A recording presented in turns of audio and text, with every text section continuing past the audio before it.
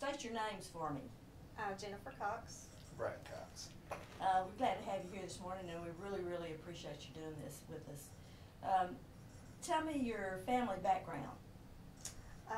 Well, my family, Lee and Sue Edzards and Russell Edzards, my brother, we grew up in this church. My brother and I did. My grandparents, Flora Edzards and Otto Edzards, I think were the original members of our family here, and of course we all just kind of followed suit. But my mom and dad brought my brother and I to church religiously for our entire life, and I'm very thankful for that. Were your grandparents, would they have been founding members? I don't think that they're on the charter or whatever as a founding member, but they've been here for a very long time. Did they grow up in this area? No, my dad even was born in Clarksville, Texas. Okay. And so they moved here when he was young. And then he went, he was here, I think, I may be wrong, but I'm thinking even Pastor Helberg did his, confirmation and Oh, everything. that's cool. Well, I'm sure you do, because I think you did Ed's. What about you, Bryan? Well, I've raised a Baptist background. My dad was Larry Fowler, and my mother, Ruby Fowler. And didn't go to church much. Where'd you grow up? Hooks. You lived in Hooks. Did the Edzards live in Hooks? No, they lived in the Texarkana over in Beverly. Oh, okay. My grandmother and why, grandfather did. I don't know why I thought that. And you were a Baptist background. Baptist background. So, when you went to church, where'd you go? I bounced around. In Hooks, it was Myrtle Springs Baptist Church. Okay. And as I got older, we moved to Texarkana, Liberty Isle, and I went to Flower Acres Baptist Church. Okay, I know where Flower Acres is. What do you remember as a youth in First Lutheran? Well, we had a pretty good group back in our day, and Remember any of the names? oh sure, there was Dietrich Tisdale and Sharon Jacobs and Trisha Pettit was a really good friend of mine, and Todd Altman, Rusty Michaelis went all through Sunday school with me. So those were a lot of the kids that I grew up with. But we had a strong youth group. We did the car washes and all that kind of stuff, and we took a trip with the Whitlatches, Gail and Jean, yes, to Washington, D.C. for one of the big youth gatherings, and we had a lot of fun. And we took a bus all the way up there, went out to the beach in North Carolina, and then went up, and then drove back. But you get to know each other really well on those trips when you're compact together in a little van. How do you remember the church when you were little? Before did you go to church in the old church at all? Or No, I was here. So you were here. But I remember the Christmas programs with Pastor Helberg. I remember that.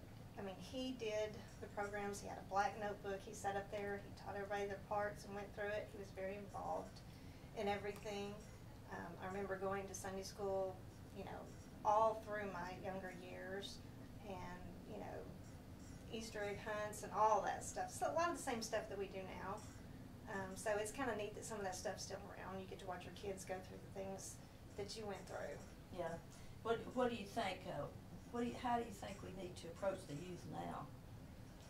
Well, I think right now it's kind of died down. I know that my daughter Courtney and my son-in-law Justin are fixing to start getting more involved with the youth and kind of trying to bring it back to life. And they have sat down and told me all of their thoughts and things that they want to do to get the kids pumped up about it. So I'm hoping that maybe this new blood will kind of having somebody in there that's younger. I know that when Courtney and Dustin were in the youth group, Laura and Mark were here, and they were younger, and they were able to relate to the kids better. And my kids adored them and just loved doing youth-related things. So maybe having Justin and Courtney in there will help that.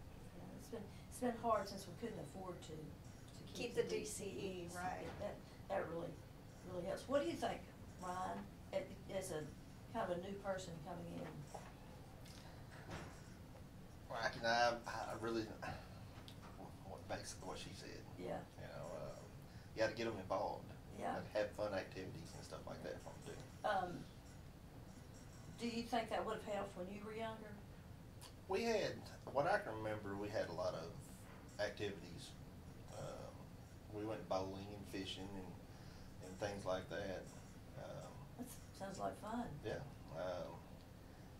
And you said that was one of the things, the reasons why you Yeah. wanted to go is because the pastor said, No, I'll it take you was, fishing, or the youth guy. Yeah, he said, if you don't go to church, you don't go fishing. So I wanted to go fishing. Well, you know, that's an idea. Yeah. And if we could afford it, that's what we need to do. But I think Courtney and her husband will be really good with the youth. They will. They have a passion for it. They both do. Yeah, they're really good with whatever they work Yes. towards. What is a fond memory you have of something you did with the church? Something fun or something? I think the Washington D.C. trip.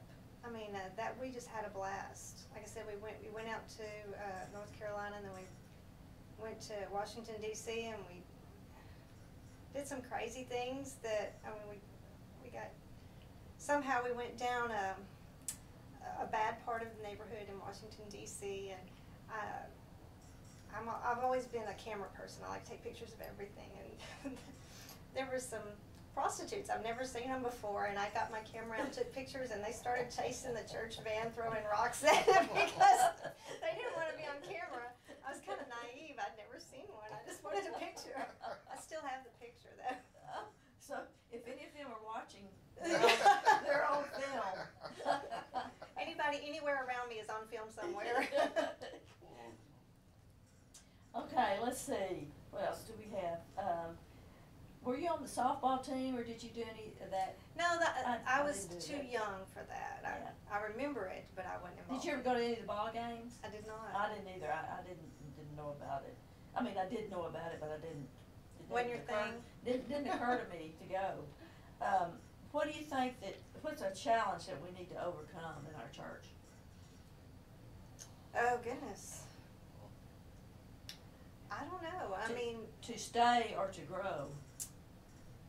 I think that a lot of the churches the members seem to be dying out, and we need to get more young people, and I don't mean young like kids even, just, young adults. It seems like a lot of the older members are passing away, and we're not regenerating with new younger people. Do you have any ideas about how to go about doing something like that?